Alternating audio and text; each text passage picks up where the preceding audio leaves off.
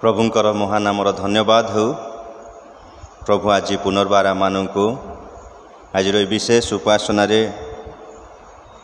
ताहांकर पाद तले बसु बसु ताहांकर वाक्य मध्य को जीवाई प्रभु आमको एक सुंदर सुजोग सुंदर आह्वान प्रभु देइछन्ति।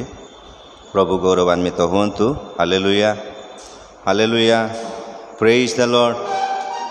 यही समय आजर वाक्य मध्य को आमने जीवा।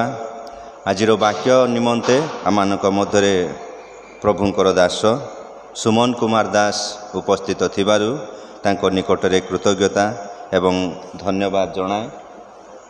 प्रभुंकर दास एई दिन मानकरे सेवा कार्य निमंते विभिन्न स्थान रे सेवा पाई जड़ित होई प्रभुंकर सेवा करि आछन्ति।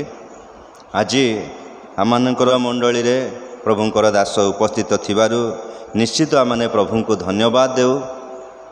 यही समय प्रभु जीशु ख्रीष्ट नाम रे प्रभुंकर दास को मु आह्वान करे से आसबे एवं आजिर मनोनीत चिंता मंडली सम्मुख रे रखिबे।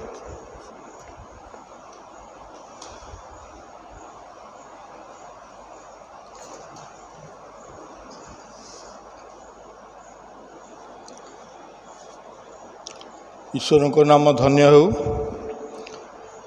आपण मानक समस्त को ख्रीष्ट रे श्रोता बंधु मानक मोर नमस्कार।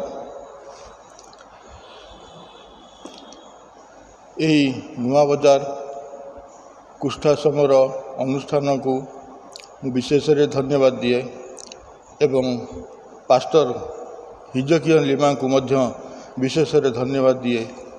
से मते एठारे आज ईश्वर को पादपीठ रे ईश्वर किसी वाक्य ध्यान निमंते परिवेशन करने को सुजोग देइथिबारु मु सेमानक प्रति विशेष कृतज्ञ अटे। आसंतु प्रार्थना करिबा एवं ध्यान मध्य को जीवा। धन्यवाद धन्यवाद धन्यवाद। मंगलमय पिता प्रभु जीशु तुमर महानाम को धन्यवाद दौचु। तुम्हें मो भली यही अयोग्य को तुमर पादपीठ रे तुम चरण रे यही नुआ बजार कुष्ठाश्रम रे छिड़ा होई परिवेशन करिया पई सुजोग देइथिबारु तुमर महानाम को अशेष धन्यवाद देउअछि। एवं आजिर एई जो वाक्य जेपरि समस्ते श्रवण करी तार अर्थ बुझिबे, कार्य रे लगाइबाकू पारिबे एवं तुम आशीर्वाद पाइबे। हाँ प्रभु यही निवेदन तुम चरण तले करूअछु। प्रभु जीशु को नाम रे ये निवेदन पई मागुअछु। आमेन। आजिर प्रसंग लवण। प्रभु जीशु कहिले तुम्भे माने पृथ्वीर लवण। प्रथमे गोटे शास्त्रांशरू अल्प किछि पढ़िबा। शास्त्रांशटी होउछि माथ्यू पुस्तक 5 पर्व तार 13 पद। तुम्भे माने पृथ्वीर लवण, किंतु लवण जदि स्वाद विहीन हुए तेबे काहीं रे लवणत्वयुक्त हब, आउ कौनसी कार्य रे योग्य नुहे, केवल ताहा बाहरे पका जाई लोकमानक पाद तले दलित हेबार योग्य। यही शास्त्रांश रे मात्र जो 3 लाइन लिखा जाइछि यार मध्य रे समस्त वाक्य अछि एवं यही पदटीर आरंभ शेष जाए आमे लवण एवं तार गुण विषय जानिबा निमंते ध्यान मध्य को आसीबा। लवण कौन? लवण होउछि एक खाद्य पदार्थ। खाद्य प्रस्तुति रे लवण वांछनीय। गोटे साधारण छोट उदाहरण मध्य को आमे जीवा। जेतेबेले आमे कोनोसी एक सभा समिति बा विवाह उत्सव बा खेलकूद रे कोनोसी उत्सव एवं कौनसी खुशी रे ଯଦି କୌଣସି ଉତ୍ସବ ଆମେ ପାଳନ କରିଥାଉ ଗୋଟେ ଗୋଟେ ଛୋଟ ଦଳ ହୋଇ ଆମେ ସେଠାରେ ଉପସ୍ଥିତ ହୋଇଥାଉ ଏବଂ ସେହି ଦଳ ମଧ୍ୟରେ ଯଦି ଆମ ମଧ୍ୟରୁ କୌଣସି ଜଣେ ସଦସ୍ୟ ବା ବ୍ୟକ୍ତି ସେ ଅନୁପସ୍ଥିତ ଥାଆନ୍ତି ତେବେ ଆମେ ତାଙ୍କୁ ସ୍ମରଣ କରିଥାଉ ଯେ ସେ ବ୍ୟକ୍ତିଟି ଆସିନାହାନ୍ତି, ଆଜି ଆମେ ତାଙ୍କର ଅନୁପସ୍ଥିତିରେ ଦୁଃଖିତ, ଏହା ଆମେ ସ୍ମରଣ କରି କହିଥାଉ। ତେବେ ଆମେ ସେହି ବ୍ୟକ୍ତିକୁ କାହିଁକି ଖୋଜୁ? କାହିଁକି ତାଙ୍କର ଅନୁପସ୍ଥିତି ଆମକୁ ଏକ ବାଧା ଦିଏ ବା ସେହିଭଳି ଅନୁଭୂତି ପ୍ରଦାନ କରେ ଯେ ଏ ଲୋକଟି ଥିଲେ ହୁଏତ ଭଲ ହୋଇଥାନ୍ତା। ତେଣୁକରି ଏହାର ଅନୁପସ୍ଥିତିଟା ସେତେ ଖୁସିପ୍ରଦ ହୋଇପାରୁନାହିଁ।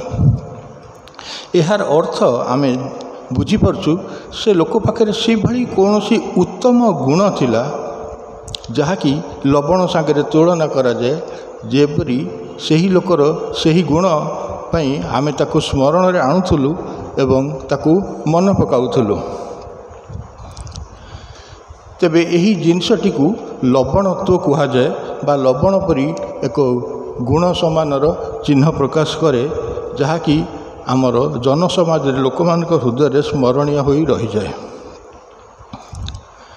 ବର୍ତ୍ତମାନ ଆମେ ଲୁଣର କିଛି ଗୁଣ ଦେଖିବା। ମାତ୍ର 5ଟି ଗୁଣ ନେଇ ମୁଁ ବାକ୍ୟର ପ୍ରସ୍ତୁତି କରିଅଛି ଏବଂ ହୁଏତ ଆହୁରି କିଛି ଲୁଣର ଗୁଣ ଥାଇପାରେ। ତେବେ ମାତ୍ର 5ଟି ଗୁଣ ମଧ୍ୟରେ ଆମେ ଧ୍ୟାନରେ ତା ଭିତରେ କ'ଣ ମହତ୍ଵ ଅଛି ତାହା ଦେଖିବା। ପ୍ରଥମରେ ଲବଣ ସବୁଥିରେ ମିଶିଥାଏ। ଲବଣ ଜଳରେ ମିଶିଥାଏ, ତରଳ ପଦାର୍ଥରେ ମିଶିଥାଏ ଏବଂ କଠିନ ପଦାର୍ଥରେ ମଧ୍ୟ ମିଶିଯାଇ ସ୍ୱାଦଯୁକ୍ତ ହୋଇଥାଏ। ଦ୍ୱିତୀୟରେ ଲୁଣର ଅନୁପସ୍ଥିତି। ଲୁଣ ଖାଦ୍ୟରେ ଯେତେବେଳେ ନଥାଏ ତାକୁ ଆମେ ଅନୁପସ୍ଥିତି କହୁ ଏବଂ ତାହା ସୁସ୍ୱାଦୁଯୁକ୍ତ ହୋଇପାରେ ନାହିଁ, ତାହା ଅସ୍ୱାଦୁ ହୋଇଥାଏ, ତାହାର ଗୁଣ ପ୍ରକାଶ ପାଏ ନାହିଁ। ତୃତୀୟରେ ଲୁଣରେ ମଧ୍ୟ ଔଷଧ ତିଆରି ହୁଏ, ଏହାକୁ ସେବାକାରୀ ମଧ୍ୟ କୁହାଯାଏ। ଲୁଣ ଏକ ସେବାକାରୀ ପଦାର୍ଥ। ଚତୁର୍ଥରେ ଲୁଣ ବା ଲବଣ ଖାଦ୍ୟକୁ ସତେଜ କରି ରଖେ, ଧରି ରଖେ। ପୁଣି ପଞ୍ଚମରେ ଲବଣ ନିଜର ଗୁଣ ପରିବର୍ତ୍ତନ କରେ ନାହିଁ। ଏହି 5ଟି ଯେଉଁ ଆମେ ନେଇଛୁ ପଏଣ୍ଟ, ତାରି ଉପରେ ଆମେ ଧ୍ୟାନ କରିବା ଏବଂ ଅଳ୍ପ ସମୟ ମଧ୍ୟରେ ଆମେ ନିଜ ମଧ୍ୟରେ ଥିବା ଲବଣତ୍ୱକୁ ବିଚାର କରି ଦେଖିବା। ପ୍ରଥମରେ ଲବଣ ସବୁଥିରେ ମିଶିଯାଏ। ଲୁଣ ତରଳ ପଦାର୍ଥରେ ସହଜରେ ମିଶେ, ତରଳ ଖାଦ୍ୟରେ ପଦାର୍ଥରେ ମିଶି ଏହା ସ୍ୱାଦଯୁକ୍ତ କରେ। ପୁଣି ଏହା ଅତି କମ୍ ମାତ୍ରାରେ ଖାଦ୍ୟକୁ ନେଇ ମିଶାଯାଏ ଏବଂ କେତେକ ଖାଦ୍ୟରେ ବହୁଳ ମାତ୍ରାରେ ମଧ୍ୟ ବ୍ୟବହୃତ ହୁଏ ଏବଂ ଆପଣାର ଗୁଣ ପ୍ରକାଶ କରେ ଏବଂ ଖାଦ୍ୟ ସେବନ କଲା ବେଳେ ଏହା ସନ୍ତୁଷ୍ଟତା ଦିଏ। ଆମକୁ ମଧ୍ୟ ଈଶ୍ୱରଙ୍କ ବାକ୍ୟ ଦ୍ୱାରା ସର୍ବଦେଶୀୟ ସର୍ବଜାତୀୟ ଲୋକମାନଙ୍କୁ ଆମର ଆଚାର ବ୍ୟବହାର ମାଧ୍ୟମରେ ସେମାନଙ୍କୁ ସନ୍ତୁଷ୍ଟ କରିବାକୁ ପଡ଼ିବ ଏବଂ ସର୍ବଜାତିର ଲୋକମାନଙ୍କ ମଧ୍ୟରେ ଅଳ୍ପ ମାତ୍ରାରେ ରହି ଏକ ବିରାଟ ମେଷପଲକୁ ଚରାଇବାକୁ ପଡ଼ିବ। ଆମର ଉପସ୍ଥିତି, ଆଚାର ବ୍ୟବହାର, ଆମ୍ଭ ଯୋଗୁଁ ଯେପରି ଅନ୍ୟ ଦେଶୀୟମାନେ ଈଶ୍ୱରଙ୍କର ପରାକ୍ରମ ଓ ଶକ୍ତିକୁ ଅନୁଭବ କରି ସନ୍ତୁଷ୍ଟ ହେବେ, ଏହା ଆମର ଲକ୍ଷ୍ୟ ହେବା ନିତାନ୍ତ ଆବଶ୍ୟକ ଅଟେ। କିନ୍ତୁ ଆମ୍ଭେମାନେ ଲବଣ ପରି କିପରି ଅନ୍ୟମାନଙ୍କ ସାଙ୍ଗରେ ବା ଅନ୍ୟ ଜାତିମାନଙ୍କ ସାଙ୍ଗରେ ମିଶିବା, ଯେଉଁଠାରେ କି ଆମେ ଖ୍ରୀଷ୍ଟଙ୍କୁ ପ୍ରମାଣିତ କରିବା। ଯେପରି ଲବଣ ସବୁଠାରେ ମିଶିଯାଏ, ସେହିପରି ଆମେ ଏକ ଉଦାହରଣ ଦେଖୁ ଶାସ୍ତ୍ରରେ ଏବଂ ତାଙ୍କଠାରେ ଅନେକ କିଛି ଶିକ୍ଷଣୀୟ ବିଷୟ ମିଳେ, ଯାହାକି ଲବଣ ପରି ସେ କିପରି ଲୋକ ସମୂହଙ୍କ ମଧ୍ୟରେ ମିଶି ସେମାନଙ୍କୁ ମନ୍ଦ ପଥରୁ ସୁପଥକୁ ଫେରାଇ ଆଣିଥିଲେ ଏବଂ ଖ୍ରୀଷ୍ଟଙ୍କୁ ପରିଲକ୍ଷିତ କରିଥିଲେ, ତାଙ୍କ ବିଷୟରେ ଦେଖିବା। ସେ ହେଉଛନ୍ତି ସାଧୁ ପାଉଲ। ସେ ନିଜକୁ ଲବଣ ପରି ବ୍ୟବହାର କରିଅଛନ୍ତି।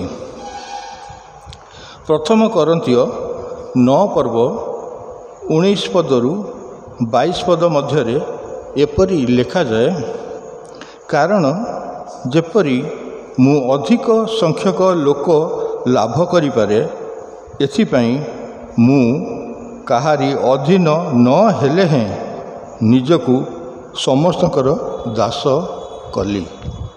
ଏହା 19 ପଦରେ ଲେଖାଯାଏ।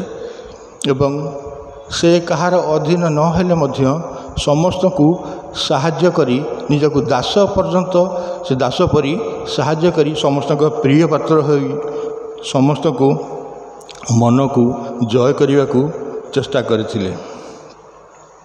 20 ପଦରେ ଏଭଳି ଲେଖାଯାଏ, ଯେପରି ଜିହୁଦୀମାନଙ୍କୁ ଲାଭ କରିପାରେ, ଏଥିପାଇଁ ଜିହୁଦୀମାନଙ୍କ ନିକଟରେ ଜିହୁଦୀ ପରି ହେଲି। ଯେପରି ବ୍ୟବସ୍ଥା ଅଧୀନରେ ଥିବା ଲୋକମାନଙ୍କୁ ଲାଭ କରିପାରେ, ଏଥିପାଇଁ ମୁଁ ବ୍ୟବସ୍ଥାର ଅଧୀନ ନ ହେଲେ ସୁଦ୍ଧା ବ୍ୟବସ୍ଥା ଅଧୀନ ଲୋକମାନଙ୍କ ନିକଟରେ ବ୍ୟବସ୍ଥା ଅଧୀନର ପରି ହେଲି। ଏହି ପଦରେ ଆମେ ଦେଖୁ ଜିହୁଦୀୟମାନେ ବ୍ୟବସ୍ଥା ପାଳନ କରି ନିଜକୁ ଧାର୍ମିକ ବୋଲି ମନେ କରୁଥିଲେ ଏବଂ ଏହି ଦୁର୍ବଳତା ତାଙ୍କର ଦେଖି ସାଧୁ ପାଉଲ ନିଜକୁ ସେହି ବ୍ୟବସ୍ଥା ମଧ୍ୟରେ ନିଜକୁ ସମ୍ପୃକ୍ତ କରି ଏବଂ ତାଙ୍କ ପରି ଆପଣାକୁ ଦେଖାଇ ସେମାନଙ୍କୁ ମନ୍ଦରୁ ସୁପଥକୁ ଫେରାଇ ଆଣିଥିଲେ ଏବଂ ପ୍ରକୃତରେ ଧାର୍ମିକତା କ'ଣ ତାହା ସେମାନଙ୍କୁ ବୁଝାଇ ଦେଇଥିଲେ। ପୁଣି 21 ଓ 22 ପଦରେ ଏପରି ଲେଖାଯାଏ, ଯେପରି ମୁଁ ବ୍ୟବସ୍ଥା ବିହୀନ ଲୋକମାନଙ୍କୁ ଲାଭ କରିପାରେ, ଏଥିପାଇଁ ମୁଁ ଈଶ୍ୱରଙ୍କ ବ୍ୟବସ୍ଥା ବିହୀନ ନ ହୋଇ ଖ୍ରୀଷ୍ଟଙ୍କ ବ୍ୟବସ୍ଥାର ଅନୁଗତ ହେଲେ ହେଁ ବ୍ୟବସ୍ଥା ବିହୀନ ଲୋକମାନଙ୍କ ନିକଟରେ ବ୍ୟବସ୍ଥା ବିହୀନ ପରି ହେଲି। ଏଠି ସେ ନିଜେ ଆପଣାର ବ୍ୟବସ୍ଥା ବା ଗୁଣ ବା ଖ୍ରୀଷ୍ଟଙ୍କୁ ପରିତ୍ୟାଗ କରିଦେଇ ନଥିଲେ, କିନ୍ତୁ ସେହି ଲୋକମାନଙ୍କ ସାଙ୍ଗରେ ମିଶିଥିଲେ ଯେଉଁମାନେ କି ଦୁର୍ବଳ ଶ୍ରେଣୀର ଲୋକ, ଯେଉଁମାନେ କି ବ୍ୟବସ୍ଥା ହିଁ ମାନୁନଥିଲେ। ଦୁର୍ବଳମାନଙ୍କ ନିକଟରେ ଦୁର୍ବଳ ପରି ହେଲି, ଯେପରି ମୁଁ ଯେକୌଣସି ପ୍ରକାରେ କେତେକଙ୍କୁ ରକ୍ଷା କରିପାରେ। ତେଣୁକରି ସେହି ମନ୍ଦ ପଥରୁ ଅନେକଙ୍କୁ ରକ୍ଷା କରିବା ସାଧୁ ପାଉଲଙ୍କର ଲକ୍ଷ୍ୟ ଥିଲା। ଏଠାରେ ତାଙ୍କର ଏହି ସବୁ କାର୍ଯ୍ୟଗୁଡ଼ିକ ଏକ ଲବଣ ପରି ଗୁଣକୁ ପ୍ରକାଶ କରେ।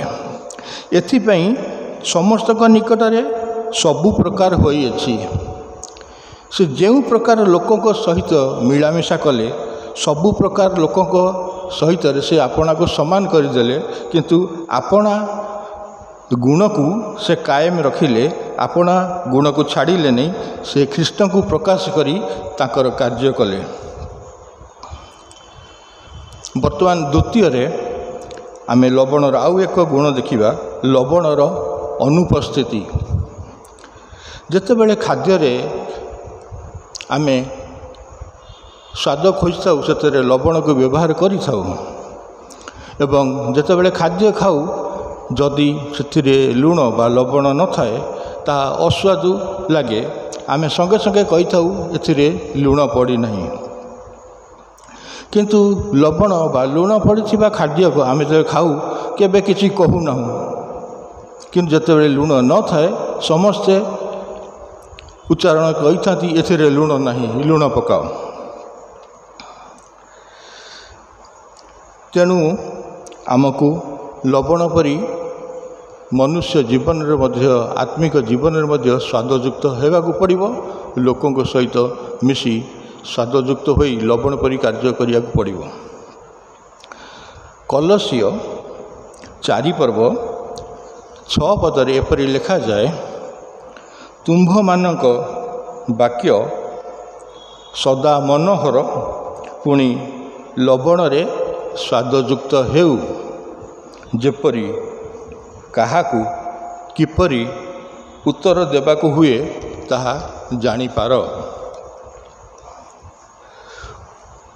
ଉଦାହରଣ ସ୍ୱରୂପ ଆମେ ଏଠାରେ ପିତରଙ୍କୁ ଯଦି ଦେଖୁ, ତେବେ ପିତର ଯୀଶୁଙ୍କ ସହିତ ମିଶି ପ୍ରଚାର କାର୍ଯ୍ୟରେ ବୁଲୁଥିଲେ। କିଛି ଦିନ ପରେ ତାଙ୍କର ବ୍ୟବହାର, ଚାଲିଚଳନ ସବୁକିଛି ଉତ୍ତମ ଭାବରେ ପରିବର୍ତ୍ତିତ ହୋଇଥିଲା ଏବଂ ତାଙ୍କର ବହୁତ କିଛି ଆଚାର ବ୍ୟବହାର ପରିବର୍ତ୍ତିତ ହୋଇଯାଇଥିଲେ ଏବଂ ତାଙ୍କ ବ୍ୟବହାର ମନୋହର ରୂପକ ହୋଇଥିଲା ଏବଂ ତାଙ୍କର ଚାଲିଚଳନ ମଧ୍ୟ ମନୋହର ହୋଇଯାଇଥିଲା। ଯେତେବେଳେ ଏହାର ପ୍ରମାଣ ସ୍ୱରୂପ ଆମେ ଦେଖୁ, ଯୀଶୁ ବନ୍ଦୀ ହୋଇଯିବା ବେଳେ ଯେତେବେଳେ ସେଠାକାର ଲୋକମାନେ ଓ ଜଣେ ଦାସୀ ତାଙ୍କୁ ଚିହ୍ନିପାରି କହୁଛନ୍ତି, ମାଥ୍ୟୁ 26 ପର୍ବ 73 ପଦରେ ଏପରି ଲେଖାଯାଏ, ତୁମ୍ଭେ ମଧ୍ୟ ନିଶ୍ଚୟ ସେମାନଙ୍କ ମଧ୍ୟରୁ ଜଣେ, କାରଣ ତୁମ୍ଭର ବୋଲିରୁ ତ ତାହା ଜଣାପଡ଼ୁଛି। ଏଠାରେ ସେମାନେ ତାଙ୍କର କଥାବାର୍ତ୍ତା, ଆଚାର ବ୍ୟବହାର, ଚାଲିଚଳନରୁ ତାଙ୍କୁ ସେମାନେ ଚିହ୍ନଟ କରୁଛନ୍ତି, ଏ ମଧ୍ୟ ଯୀଶୁଙ୍କ ପରି କଥାବାର୍ତ୍ତା କରୁଛି, ତେଣୁକରି ଏ ମଧ୍ୟ ସେଇ ଯୀଶୁଙ୍କର ଶିଷ୍ୟ, ଇଏ ଯୀଶୁଙ୍କ ସାଙ୍ଗରେ ନିଶ୍ଚୟ ଥିଲା। ଏବଂ ଏଥିରେ ତାଙ୍କର ଲବଣ ପରି ଗୁଣ ପ୍ରକାଶ ପାଉଛି, ଯୀଶୁଙ୍କର ଯେପରି ସୁମଧୁର ଗୁଣ ଏବଂ ସେହିପରି ସରଳ ଗୁଣ, ମନୋହର କଥା ତାଙ୍କ ମଧ୍ୟରେ ମଧ୍ୟ ପ୍ରକାଶ ପାଇଥିଲା। ତୃତୀୟରେ ଆମେ ଲବଣର ଆଉ ଏକ ସେବାକାରୀ ଗୁଣ ଦେଖୁ। ଏହି ଲବଣ ଜଗତରେ ଆମ ଖାଦ୍ୟ ପଦାର୍ଥରେ ମଧ୍ୟ ବ୍ୟବହୃତ ହୁଏ ଏବଂ ଔଷଧରେ ମଧ୍ୟ ବ୍ୟବହୃତ ହୁଏ। ଏହିଭଳି ଅନେକ ଔଷଧ, ଆୟୁର୍ବେଦିକ, ୟୁନାନୀ, ଆଲୋପାଥିକ ଔଷଧରେ ମଧ୍ୟ ଲୁଣର ଆବଶ୍ୟକତା ଥାଏ। ସାଧାରଣତଃ ଯେତେବେଳେ ଆମେ ଦୁର୍ଘଟଣାଗ୍ରସ୍ତ, ପୀଡ଼ିତ ଏବଂ କୌଣସି କାରଣବଶତଃ ଆମର ଆଣ୍ଠି ଗଣ୍ଠି ଦରଜ ହୁଏ, ଆମେ ଲୁଣକୁ ଗରମ କରି ସେ ଜାଗାରେ ଗୋଟେ କନାର ପୁଡ଼ିଆ ମାଧ୍ୟମରେ ଆମେ ସେକ ଦେଇଥାଉ ଏବଂ ସେଥିରୁ ମଧ୍ୟ ଆମେ ଆରାମ ଲାଭ କରିଥାଉ ଏବଂ ଆମର ବା ଯେଉଁ ଖଣ୍ଡିଆ ବା ଘା ଥାଏ ତାହା ଉପଶମ ହୋଇଥାଏ। ଆମେ ସେହି ଦରଜରୁ ଉପକୃତ ହୋଇଥାଉ।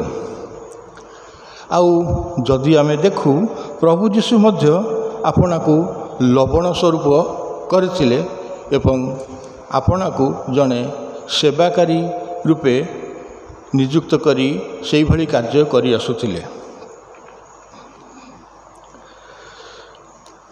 ମାର୍କ 10 ପର୍ବ 45 ପଦରେ ଏଭଳି ଲେଖାଯାଏ, ମାତ୍ର ମନୁଷ୍ୟପୁତ୍ର ସେବା ପାଇବାକୁ ନୁହେଁ, ମାତ୍ର ସେବା କରିବାକୁ ଓ ଅନେକଙ୍କ ନିମନ୍ତେ ମୁକ୍ତିର ମୂଲ୍ୟ ସ୍ୱରୂପେ ଆପଣା ପ୍ରାଣ ଦେବାକୁ ଆସିଅଛନ୍ତି।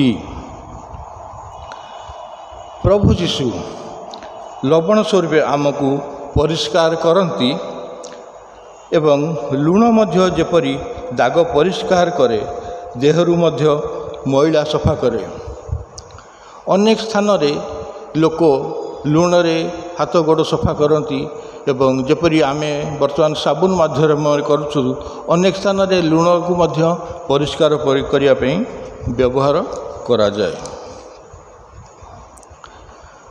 ଚତୁର୍ଥରେ ଲବଣର ଆଉ ଏକ ଗୁଣ ଆମେ ଦେଖୁ, ଲବଣ ଖାଦ୍ୟକୁ ଧରି ରଖେ। ଲବଣ ଖାଦ୍ୟକୁ ସତେଜ କରେ। ଲବଣରେ ଏକ ଅଠା ଜାତୀୟ ପଦାର୍ଥ ଥାଏ, ବରଫରେ ଲୁଣ ଦିଆଗଲେ ତାହା ଲାଖି ରହେ ଅନେକ ସମୟ ପର୍ଯ୍ୟନ୍ତ ବରଫ ତରଳେ ନାହିଁ। ଆଚାରରେ ମଧ୍ୟ ଆମେ ଲୁଣ ବ୍ୟବହାର କରୁ ଏବଂ ଅନେକ ଦିନ ପର୍ଯ୍ୟନ୍ତ ତାହା ସତେଜ ରହେ। ସେହିପରି ଆମ୍ଭେମାନେ ମଧ୍ୟ ବାକ୍ୟକୁ ଧରି ରଖିବା ଉଚିତ, ଯାହାଫଳରେ ଆମେ ଲବଣାକ୍ତ ହୋଇ ସ୍ୱାଦଯୁକ୍ତ ହେବା ଓ ଈଶ୍ୱରଙ୍କୁ ସନ୍ତୁଷ୍ଟ କରିପାରିବା।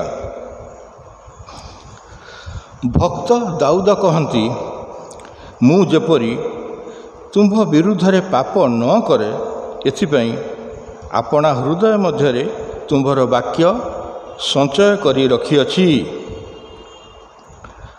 I have stored up your word in my heart। ଆଉ ସେ ଈଶ୍ୱରଙ୍କ ମନୋନୀତ ବ୍ୟକ୍ତି ଥିଲେ, ତାଙ୍କ ହୃଦୟରେ ସର୍ବଦା ଈଶ୍ୱରଙ୍କର ବାକ୍ୟ ରହୁଥିଲା। ଯେତେବେଳେ ସେ ପରୀକ୍ଷାରେ ପଡ଼ନ୍ତି, ସେତେବେଳେ ସେ ବାକ୍ୟକୁ ସ୍ମରଣ କରି ପାପ ପ୍ରତି ଉତ୍ସାହିତ ହୁଅନ୍ତି ନାହିଁ। ପଞ୍ଚମରେ ଆମେ ଲବଣର ଆଉ ଏକ ଗୁଣ ଦେଖୁ। ଲବଣ ନିଜର ଗୁଣ ପରିବର୍ତ୍ତନ କରେ ନାହିଁ।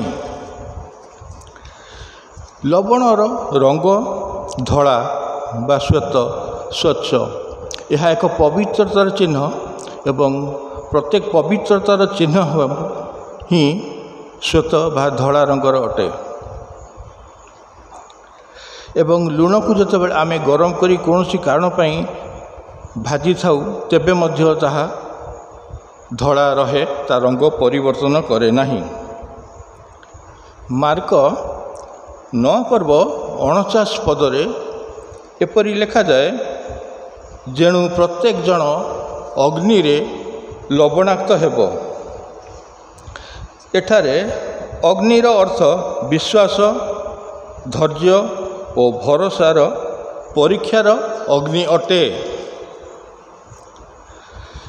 ଏହାର ଉଦାହରଣ ସ୍ୱରୂପ ଆମେ ଶାସ୍ତ୍ର ମଧ୍ୟରେ ଦେଖୁ, ରାଜା ନବୁକଦନେସ୍ସର ଯେତେବେଳେ 60 ଫୁଟ ଉଚ୍ଚର ମୂର୍ତ୍ତି କରିଥିଲେ, ସେତେବେଳେ ସେ ସଦ୍ରକ ଓ ମୈଶକ ଓ ଅବଦନଗୋଙ୍କୁ ସେହି ମୂର୍ତ୍ତିକୁ ପ୍ରଣାମ ନ କରିବା ହେତୁ ସେ ତାଙ୍କୁ ସେହି ଅଗ୍ନିକୁଣ୍ଡ ମଧ୍ୟରେ ନିକ୍ଷେପ କରିବାକୁ ନିଷ୍ପତ୍ତି ନେଇଥିଲେ।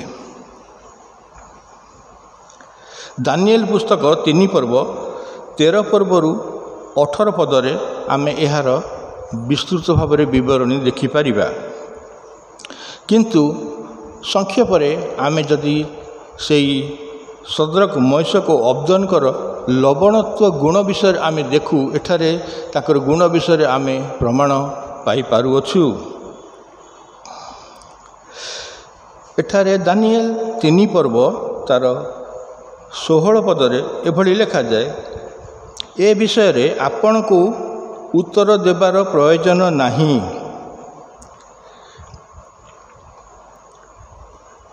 ଏଠାରେ ସେମାନେ ରାଜାଙ୍କୁ ସ୍ପଷ୍ଟ ଭାବରେ ଜଣାଇ ଦେଉଛନ୍ତି। ରାଜା ଯେତେବେଳେ ତାଙ୍କୁ ଅଗ୍ନିକୁଣ୍ଡରେ ନିକ୍ଷେପ କରିବା ପାଇଁ ନିଷ୍ପତ୍ତି କରି ତାହାଙ୍କୁ ଜଣାଉଛନ୍ତି, ସେତେବେଳେ ସେମାନେ ରାଜାଙ୍କୁ ଓଲଟା ଉତ୍ତର ଦେଉଛନ୍ତି ଯେ ଏ ବିଷୟରେ ଆପଣଙ୍କୁ ଉତ୍ତର ଦେବାର ପ୍ରୟୋଜନ ନାହିଁ।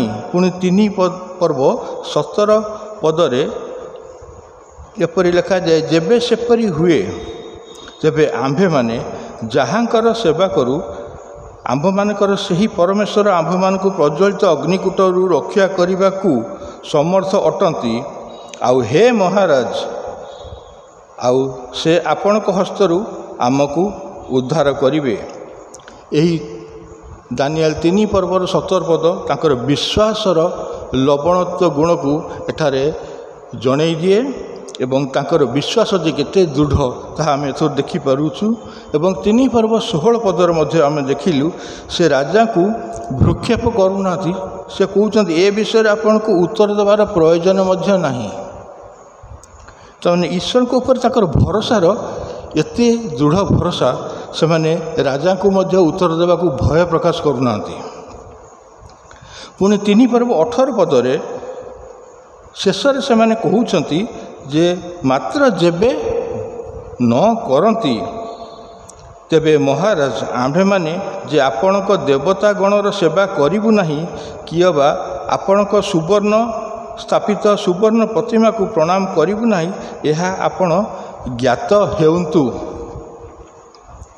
जदि सदाप्रभु तांकु से अग्नि मध्यरु रक्षा न करिवे तेबे मध्य सेमाने पछघुंचा देबे नहीं बोली राजा को परिष्कार भाव में जणाई देउछंती। यह तांकर धैर्यर प्रकाश अटे। तेणुकरी आम एठारे तीनिटा जिनस देखिलु, विश्वास, भरोसा और धैर्य। प्रथम 3 पर्व 16 पदर भरोसा देखिलु, 3 पर्व 17 पदर तांकर विश्वास देखिलु एवं 3 पर्व 18 पदरे तांकर धैर्य देखिलु। एठारे धैर्यर कार्य ही शेष पर्यंत थाए।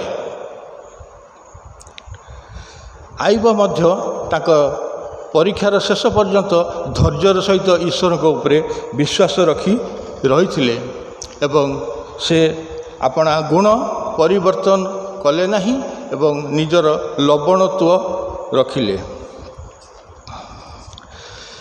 माथ्यू 10 पर्व 22 पदर एभली लिखा जाए, आउ मोहर नाम सकाशे तुम्भे माने समस्त द्वारा घृणित हेब, मात्र शेष पर्यंत धैर्य धरी रहिबो, मात्र जे शेष पर्यंत धैर्य धरी रहिबो से परित्राण पाइबो।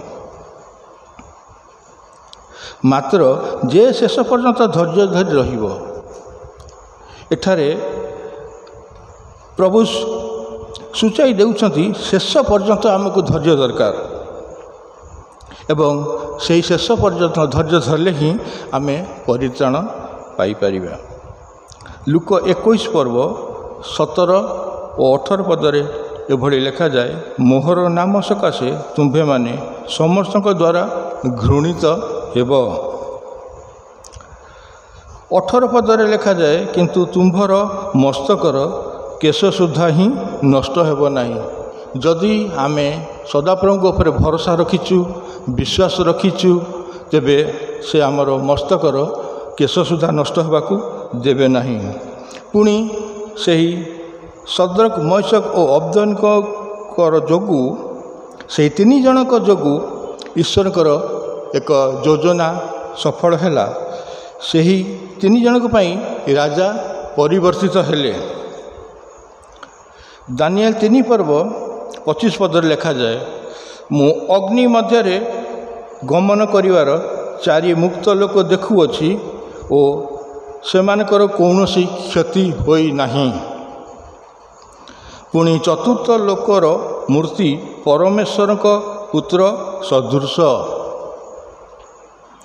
एठारे राजा पुरातन नियम रे राजा नबुकदनेस्सर प्रथम थर पई प्रभु यीशु को अग्नि मध्यरे देखुअछंती। तेणुकरी परमेश्वर को पुत्र परिष्कार भाव में यह अर्थ बुझाए जे से प्रभु यीशु। एवं यही दृश्य राजा निज चक्षु रे देखी विश्वास कले एवं से परिवर्तित हेले। एवं आमे प्रत्येक उदाहरण देखिलु एवं समस्तंकर लवणत्व मध्य किभली तादेर प्रकाश पाई अछि ताहा मध्य आमे देखिलु। एवं शेष रे आमे शेष ध्यान को जीवा। मार्क 9 पर्व 50 पदरे एपरि कहा जाए, लवण उत्तम, किंतु लवण जदि लवणत्वहीन हुए ताहाले ताहाकू काहीरे स्वादयुक्त करा जीवो। तुम्भे माने आपना आपना ठारे लवण रख एवं परस्पर सहित शांति रे रुह।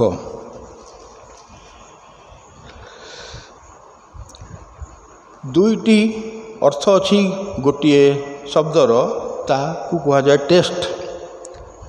टेस्ट माने चाखिबा, आउ गोटे टेस्ट माने परीक्षा करिबा। जेते बेले आमे कोनोसी खाद्य को टेस्ट करू बा चाखू आमे ता स्वादयुक्त बा अस्वादयुक्त ताहा आमे जानि पारसौ। एवं आउ गोटे टेस्ट जहाँकि परीक्षा करू आमे से परीक्षा रे आमे सफल बा असफल होई आमे लवणत्वहीन बा लवणत्व आमे होइथाउ। लवण को यीशु उत्तम कही उच्च स्थान देई अछंती। लूक 14 तार 34 एवं 35 रे ଏପରି ଲେଖାଯାଏ ଲୁକ 14 ପର୍ବ 34 ପଦ ଓ 35 ପଦ। ଲବଣ ତ ଉତ୍ତମ, କିନ୍ତୁ ଲବଣ ଯଦି ସ୍ୱାଦବିହୀନ ହୁଏ ତେବେ କାହିଁରେ ସ୍ୱାଦଯୁକ୍ତ କରାଯିବ? ତାହା ଭୂମି କିମ୍ବା ଖତଗଦା ନିମନ୍ତେ ଯୋଗ୍ୟ ନୁହେଁ, ଲୋକେ ତାହା ବାହାରେ ଫୋପାଡ଼ି ଦିଅନ୍ତି। ଯାହାର ଶୁଣିବାକୁ କାନ ଅଛି ସେ ଶୁଣୁ। ଈଶ୍ୱର ପ୍ରତ୍ୟେକ ବ୍ୟକ୍ତିକୁ ଲବଣ ପରି ଅନେକ ଗୁଣ ଦେଇଛନ୍ତି। କାହା ପାଖରେ ଗୋଟିଏ, କାହା ପାଖରେ ଦୁଇଟି ଏବଂ ଅନେକ ଭଲ ଭଲ ଗୁଣ ଯାହାକୁ ଲବଣ ସହିତ ତୁଳନା କରାଯାଏ। ସେହିଭଳି ଆମକୁ ପ୍ରତ୍ୟେକ ମନୁଷ୍ୟକୁ ପ୍ରଭୁ ସେହି ଲବଣତ୍ୱର ଗୁଣ ଦେଇ ଜଗତକୁ ଆମକୁ ପଠାଇ ଅଛନ୍ତି ଏବଂ ସେହି ଲବଣତ୍ୱକୁ ଆମେ ଚିହ୍ନିବା ଏବଂ ତାହା ବ୍ୟବହାର କରି ଜଗତରେ ସମସ୍ତଙ୍କ ସହିତ ମିଶି ଆପଣା ଲବଣତ୍ୱକୁ ପ୍ରକାଶ କରିବା।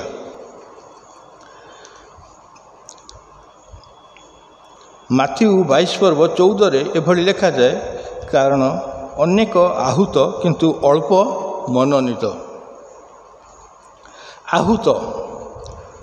ଆହୁତର ଅର୍ଥ ଯିଏ ଲବଣ ଓ ଲବଣ ପରି ବ୍ୟବହାର ହୋଇନାହିଁ ସେ ଆହୁତ।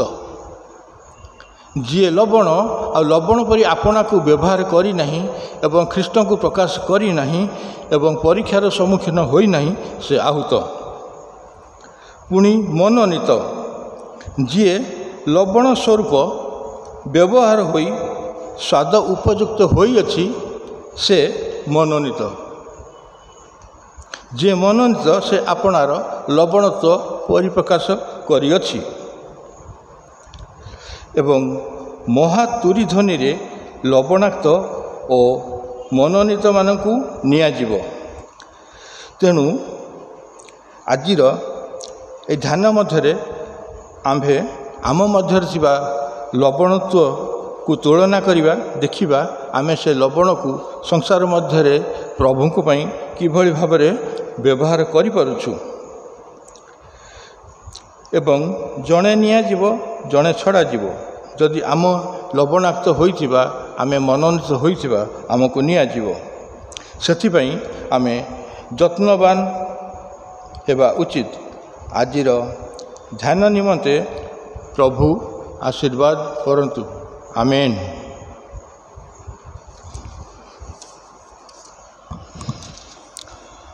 ପ୍ରଭୁଙ୍କର ମହତ୍ ନାମର ଗୌରବ ହେଉ। ପ୍ରଭୁଙ୍କର ଦାସ ସୁନ୍ଦର ବାକ୍ୟ ଦେଇ ଆମେ ପ୍ରତ୍ୟେକଙ୍କୁ ଉତ୍ସାହିତ କରିଛନ୍ତି। କାରଣ ଖ୍ରୀଷ୍ଟ ବିଶ୍ୱାସର ଜୀବନ ଏକ ଲବଣ ତୁଲ୍ୟ ଜୀବନ।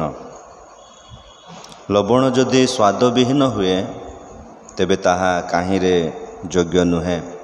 ତେଣୁ ଆମେ ପ୍ରତି ମୁହୂର୍ତ୍ତରେ ଲବଣଯୁକ୍ତ ଜୀବନ କାଟୁ ଆଉ ପ୍ରଭୁଙ୍କର ଗୌରବର କାରଣ ହେଉ। ପ୍ରଭୁଙ୍କର ଦାସ ଆମମାନଙ୍କୁ ବାକ୍ୟ ଦେଇ ଉତ୍ସାହିତ କଲେ। ପ୍ରଭୁ ପ୍ରିୟ ଦାସଙ୍କୁ ମଧ୍ୟ ଆହୁରି ବହୁଳ ରୂପେ ଆଶୀର୍ବାଦ କରନ୍ତୁ। ପରିବାରକୁ ମଧ୍ୟ ପ୍ରଭୁ କୁଶଳତା ପ୍ରଦାନ କରନ୍ତୁ। ଆସନ୍ତୁ ପ୍ରାର୍ଥନା କରିବା, ତାପରେ ଆଶୀର୍ବାଦ ଭିକ୍ଷାରେ ଆଜିର ଉପାସନା ଶେଷ କରିବା। ପ୍ରିୟତମ ପ୍ରଭୁ, ସଦାପ୍ରଭୁ, ଧନ୍ୟବାଦ କରୁଅଛୁ, ଗୌରବ କରୁଅଛୁ ଆଜି ଏମାନଙ୍କୁ ପ୍ରିୟ ଦାସଙ୍କ ଦ୍ୱାରା ପ୍ରଭୁ ଖ୍ରୀଷ୍ଟ ବିଶ୍ୱାସୀର ଜୀବନ, ଯେ ଲବଣଯୁକ୍ତ ଜୀବନ, ତାହା ସ୍ୱାଦଯୁକ୍ତ ହେଉ। ପ୍ରଭୁ ତୁମେ ଆମମାନଙ୍କୁ ସେହି ପ୍ରକାର ଉତ୍ସାହିତ କରିଅଛ, ତେଣୁ ତୁମକୁ ଧନ୍ୟବାଦ କରୁଅଛୁ। ପ୍ରିୟ ଦାସ ତୁମରି ବାକ୍ୟ ଦେଲେ ତାଙ୍କର ସମସ୍ତ କାର୍ଯ୍ୟକୁ, ପରିବାରକୁ, ସେବା କାର୍ଯ୍ୟକୁ ଆହୁରି ବହୁଳ ରୂପେ ଆଶୀର୍ବାଦ କର। ଯେତେ ସମସ୍ତେ ପ୍ରଭୁ ଆମେ ଏହି ବାକ୍ୟ ପାଇଅଛୁ, ପ୍ରତ୍ୟେକ ନିଜ ନିଜକୁ ପ୍ରସ୍ତୁତ କରିବା ପାଇଁ ଆହୁରି ପ୍ରଭୁ ଲବଣଯୁକ୍ତ ସ୍ୱାଦଯୁକ୍ତ ଜୀବନ କାଟିବା ପାଇଁ ସାହାଯ୍ୟ କର। ପ୍ରଶଂସା, ଗୌରବ, ମହିମା କର୍ତ୍ତା ଆପଣ ଯୁଗେ ଯୁଗେ ତୁମରି ହେଉ। ଯୀଶୁଙ୍କ ନାମରେ କ୍ଷୁଦ୍ର ପ୍ରାର୍ଥନା ମାଗୁଅଛୁ, ଆମେନ୍।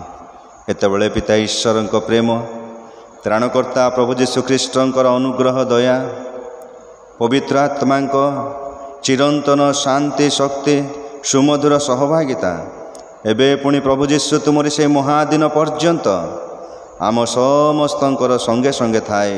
ମଙ୍ଗଳ ଚିର ଉପକାର କରନ୍ତୁ, ଆମେନ୍। ଯୀଶୁଙ୍କ ରକ୍ତରେ ଜୟ। ଯୀଶୁଙ୍କ ରକ୍ତରେ ଜୟ, ଯୀଶୁଙ୍କ ରକ୍ତରେ ଯୁଗେ ଯୁଗେ ଜୟ। ଆମେନ୍, ଆମେନ୍, ଆମେନ୍। ଧନ୍ୟବାଦ ସମସ୍ତଙ୍କୁ।